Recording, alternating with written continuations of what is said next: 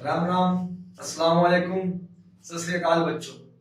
Last lecture में हम लोगों ने पॉपुलेशन इंटरेक्शन का म्यूचुअलिज्म और पैरासिटिज्म पढ़ लिए। एक क्विक रिकेप कर लेते हैं। आज हम लोग ऐसे म्यूचुअलिज्म पढ़ेंगे। म्यूचुअलिज्म, अब एक क्विक रिवीजन कर लेते हैं लास्ट लेक्चर का। भाई मैंने म्यूचुअलिज्म में बताया था, म्यूचुअलिज्म तो आज पढ़ेंगे। हमने कमेंसलिज्म में बताया था कि एक को फायदा हो, दो ऑर्गेनिज्म के बीच में ऐसा इंटरेक्शन जिसमें एक को फायदा हो, एक को ना फायदा ना नुकसान हो। चार एग्जांपल दिए थे।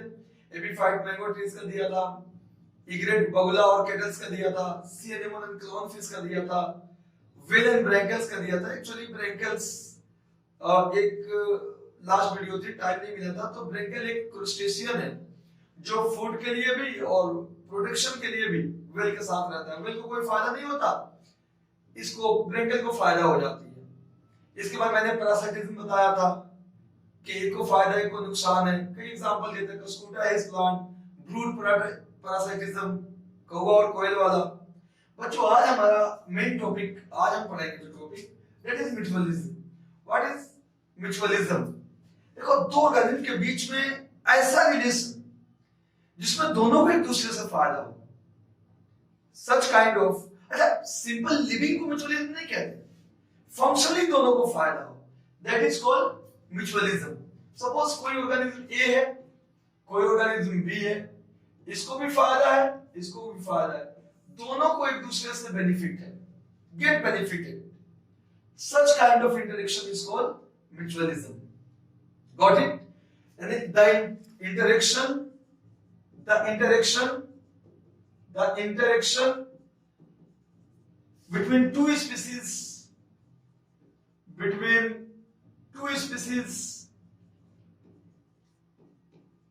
in which both get benefited, in which both get benefited, such kind of interaction is called mutualism. अब म्यूचुअलिज्म दो टाइप के होते हैं, दो तरह के होते हैं। Let us see now types of mutualism. बच्चों अगर मैं बात करूं तो म्यूचुअलिज्म दो तरह की होती है। वन इज, आप इसको क्या लीजिए, ऑब्लिगेट म्यूचुअलिज्म, या फिर इसे हम ना सिम्बायोटिक भी कहते हैं, सिम्बायोटिक म्यूचुअलिज्म। और जो दूसरा होता है that is facultative mutualism.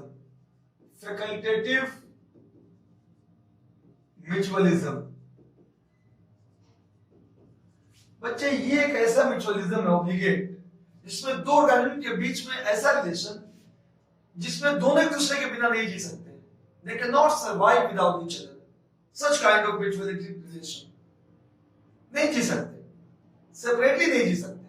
Such kind of mutualism is called obligate mutualism or symbiotic mutualism.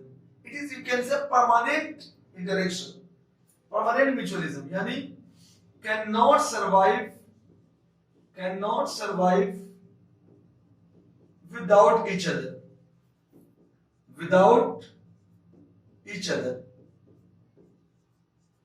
यार एक दूसरे के बिना नहीं सरवाइव कर सकते, दोनों को एक दूसरे से जरूरत है, they need both. तो such kind of relation is called obligate. आप देखते रही हो कि अब यहाँ एग्जांपल भी इस पे अभी आएंगे, पहले इसको देख लेते हैं। फैकल्टेटिव म्यूचुअलिज्म, ऐसा इंटरेक्शन जिसमें एक साथ रहते हैं तो भी दोनों एक दूसरे से बेनिफिटेड होते हैं, और अगर नहीं रहेंगे then what will happen? इनमें टेम्पोररी है, ये ऐसे भी जी सकते हैं, एक साथ नहीं रहे, म्यूचुअलिज्म नहीं रहे तो सेपरेटली भी सर्वाइव कर सकते हैं। Such kind of interaction is called facultative mutualism. So let us see, अब इनके एग्जांपल्स क्या हैं एनसीईआरटी में बच्चों, और नीट से और बोर्ड पॉइंट ऑफ व्यू से भी एग्जांपल बहुत जरूरी है। सो लेट अस सी एग्जांपल इनके देखते हैं हम लोग, and we'll see it. Let us see. Example. Now, if we talk about the example of mutualism, example of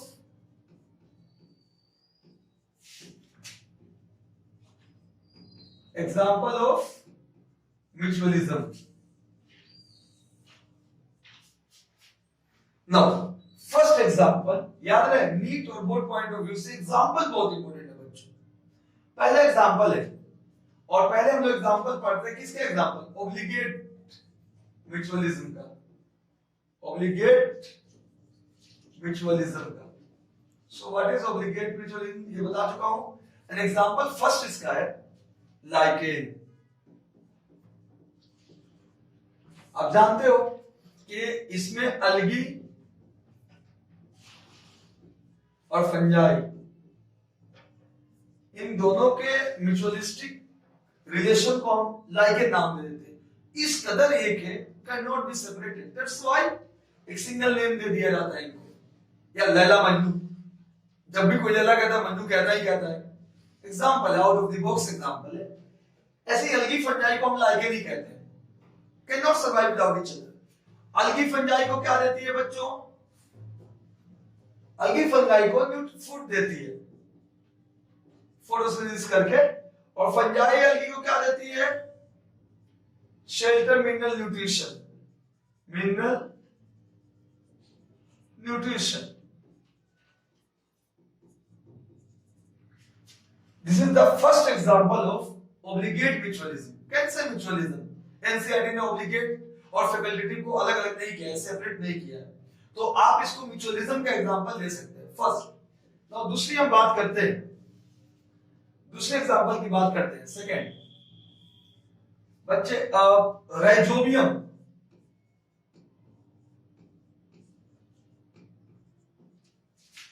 and leguminous plant, P plant जैसे लेगुमिनस प्लांट। देखिए ये दोनों भी ऑब्लिगेट पैरासाइट है, सॉरी ऑब्लिगेट म्यूचुअलिज्म है इनमें भी। Rhizobium इसको लेगुमिनस प्लांट को क्या लेता है, नाइट्रोजन फिक्स करके देता है, एटमॉस्फेरिक नाइट्रोजन लेता है बच्चों। बदले में म्यूचुअलिज्म का मतलब ही हुआ ना यार कि हम आपको कुछ दे रहे हैं, आप भी मुझे कुछ दो, यही तो रिलेशन है म्यूचुअलिज्म की। तो अब इस देश को दे दिया भैया लो ये नाइट्रोजन ले लो, तुम इस नाइट्रोजन को यूज करो, तो बदले में अब क्या चाहिए, राइजोबियम को क्या मिलेगा भैया, ये इसको फूड देगा, शेल्टर देगा, हो गई ना म्यूचुअलिज्म। ये कुछ इसको दे रहा है तो ये भी कुछ इसको दे रहा है। Got it. Now third example, exam करीब है इसलिए अब बहुत ज्यादा थोड़ा सा स्पीड में लेके चल रहे बच्चों। थर्ड एग्जांपल सुनिए। सो फर्स्ट एग्जांपल एक बार रिकैप कर देते हैं। फर्स्ट एग्जांपल हम लोग किसका लिए थे, लाइकेन का, अलगी फंजाई। सेकंड एग्जांपल किसका लिए, राइजोबियम और लेगुमिनस प्लांट का। थर्ड एग्जांपल है माइकोरिजा का। बच्चे ये क्या है, एक्चुअली जो वाटर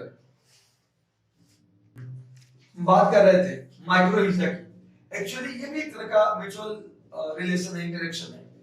माइक्रोरिजा में हायर प्लांट आ जाते हैं, हायर प्लांट्स का रूट आ जाता है एक्चुअली, रूट और बच्चे इसका फंजाई। अब देखिए ना, हायर प्लांट फंजाई को क्या दे सकता है, फूड, फोटोसिंथेसिस करके, और बदले में फंजाई इसको क्या देगी, हायर प्लांट को मिनरल। तो दोनों को एक दूसरे से बेनिफिट हो गया ना। तो such kind of relation is called what, mutualistic. Mutualism और ऑब्लिगेट है, they can not survive without each other. दोनों को एक दूसरे के साथ रहना ही होगा, हालांकि हायर प्लांट तो फिर भी जी सकती है। अब आगे देखते हैं हम लोग अगला एग्जांपल, फोर्थ एग्जांपल है बच्चे, बहुत कॉमन एग्जांपल है ये भी। आपने देखा होगा कि आपने नाम सुना होगा इसका, सिलेंटराटा का। एक्चुअली हाइड्रा का नाम सुना होगा, सिलेंटराटा है इसका फाइलम, हाइड्रा। और इसका जो म्यूचुअलिज्म होता है वो हाइड्रा का म्यूचुअलिज्म जिससे होता है वो होता है आपका क्लोरेला के साथ। हाइड्रा बदले में क्लोरेला को क्या लेती है? शेल्टर। और क्लोरेला बदले में हाइड्रा को क्या लेता है? न्यूट्रिशन। तो बच्चे ये भी एक तरह का म्यूचुअलिज्म है, एक तरह का म्यूचुअल अंडरस्टैंडिंग है, दोनों में म्यूचुअलिज्म इंटरेक्शन है। लास्ट जो है बच्चे वो है फैकल्टेटिव। एक फैकल्टेटिव का एग्जांपल अच्छा सा देख लेते हैं, फिफ्थ एग्जांपल ही ले लेते हैं और इसे फैकल्टेटिव भी लिख देते हैं। फैकल्टेटिव ये बहुत अच्छा एग्जांपल है फैकल्टेटिव का। हर्मिट क्रेब और सी एनीमोन। बच्चे जो सी एनीमोन है आप जानते हो कि इसके पास क्या होता है? टेंटिकल्स, पॉइजनस टेंटिकल्स होते हैं, डंक मारती है। ये हर्मिट क्रेब को क्या देती है बदले में? डिफेंस, बचाती है दुश्मनों से। और बदले में हर्मिट क्रेब मतलब हर्मिट क्रेब को सी एनीमोन से क्या फायदा होता है? दुश्मनों से बच गया। और हर्मिट क्रेब क्या सी एनीमोन को फायदा पहुंचाता है? ट्रांसपोर्ट में हेल्प करता है। किसमें? ट्रांसपोर्ट में। तो बच्चों अगेन एक दूसरे में म्यूचुअलिज्म है, लेकिन ये दोनों एक दूसरे के बिना भी जी सकते हैं, इसलिए फैकल्टेटिव का बेहतरीन एग्जांपल माना जाता है। Got it? ओके। तो एनसीईआरटी में एक बार क्विक रिवीजन करते हैं म्यूचुअलिज्म के पांचों एग्जांपल को जो भी हम लोगों ने पढ़ा। पहला एग्जांपल क्या था? लाइगेन का था। लाइगेन में कौन कौन थे? लाइगेन में अलगी थे, फंजाई थे। दूसरा एग्जांपल क्या था? लेगुमिनस प्लांट का था और राइजोबियम का था। तीसरा एग्जांपल क्या था? रूट्स ऑफ हायर प्लांट्स थे और क्या था? फंजाई था।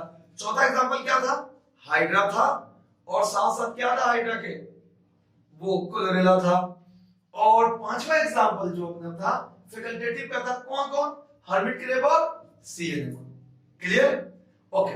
नाउ अब इसके बाद चलते हैं कि बच्चे आगे हम एनसीईआरटी में कई बार कोई स्पीसीज टू स्पीसीज इंटरेक्शन होती है, स्पीसीज टू स्पीसीज इंटरेक्शन होती है। कई बार एक ऑर्गेनिज्म ना इवोल्यूशन करके अपना एक पार्टिकुलर स्पीसीज से म्यूचुअलिज्म बना लिया है, एक पार्टिकुलर स्पीसीज से। फॉर एग्जांपल फिग ट्री, ये भी म्यूचुअलिज्म का एग्जांपल है, एनसीईआरटी में गिवन भी है। और वास्प, आपको मैं बता दूं कि इवोल्यूशन ऐसा हुआ कि भाई देखो कोई भी दुनिया में यही चाहता है ना। आप अपने एग्जांपल, आप किसी को फायदा पहुंचा रहे हो तो आप क्या कोशिश करोगे कि उससे हमें भी फायदा मिले, वो मुझे धोखा ना दे, भाग ना जाए, कि ऐसा ना हो कि हमसे फायदा उठाया और भाग गया।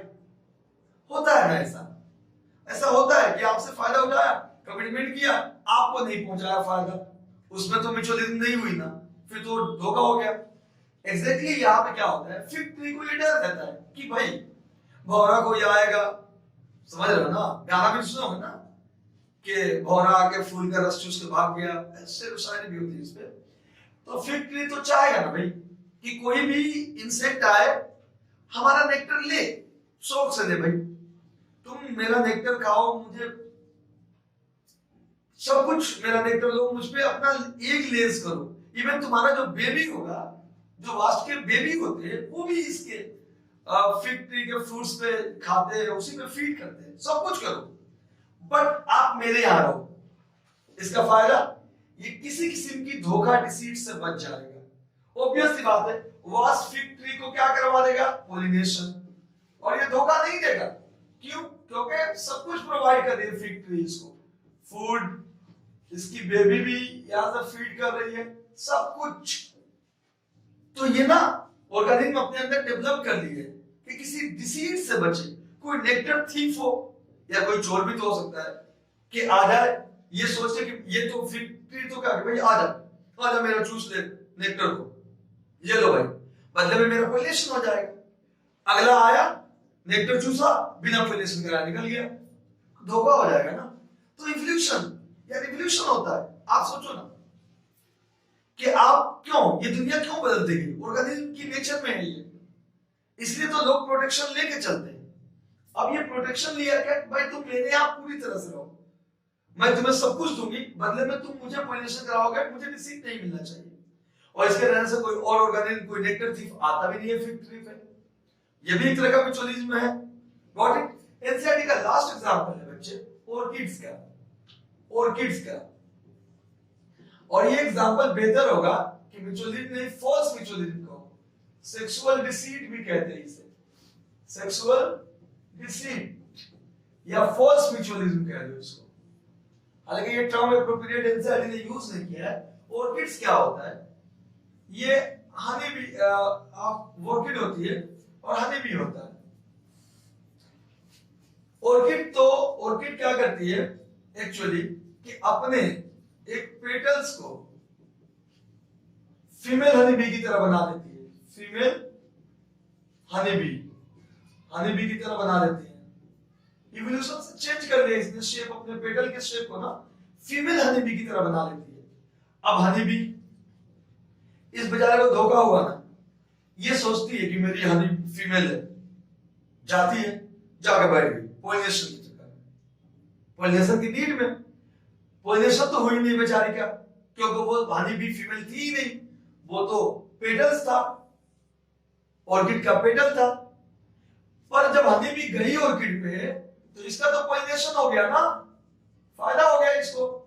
लेकिन इस बेचारे को बदले में क्या मिला? धोखा, कुछ भी नहीं मिला। This is called sexual deceit, false copulation, false या स्यूडो कॉपुलेशन भी कहते हैं इसको। क्या कहते हैं बच्चों? Pseudo copulation. अब बताओ ये हुआ कि नहीं? और ये एवोल्यूशन से चेंज हुआ है। पेटल के अकॉर्डिंग, पेटल जो है अपने आप को फीमेल हनी बी की तरह इवोल्यूशन के अकॉर्डिंग बना लिए, इवोल्यूशन के तहत बना लिए। कोई इवोल्यूशन कभी फ्यूचर में अगर हनी बी चेंज कर लेती है, हनी बी फीमेल का जो शेप है ये सब चेंज हो जाता है, तो इसकी ऑर्किड्स की पॉलिनेशन रिड्यूस हो जाएगी, फिर ऑर्किड इवोल्यूशन कर लेगी। तो this is called sexual deceit, false mutualism कह सकते हो कि भाई हमने वादा तो किया इसने कि आ जाओ तुम्हारा कॉपरेशन हो जाएगा, पर हुआ कुछ नहीं, बेचारी हनी बी को धोखा ही धोखा मिला। तो बच्चों ये पूरा का पूरा एनसीईआरटी म्यूचुअलिज्म हो गया। मिलते हैं नेक्स्ट लेक्चर में, अगला टॉपिक पढ़ेंगे और एक लास्ट चैप्टर के आखिर में एक क्विक रिकैप दे देंगे 5 मिनट में, वन शॉट वीडियो अपलोड करेंगे बच्चे। क्वेश्चन कहीं नहीं जाएगा आपका, आप मेरे साथ बने रहिए। जय हिंद, जय भारत।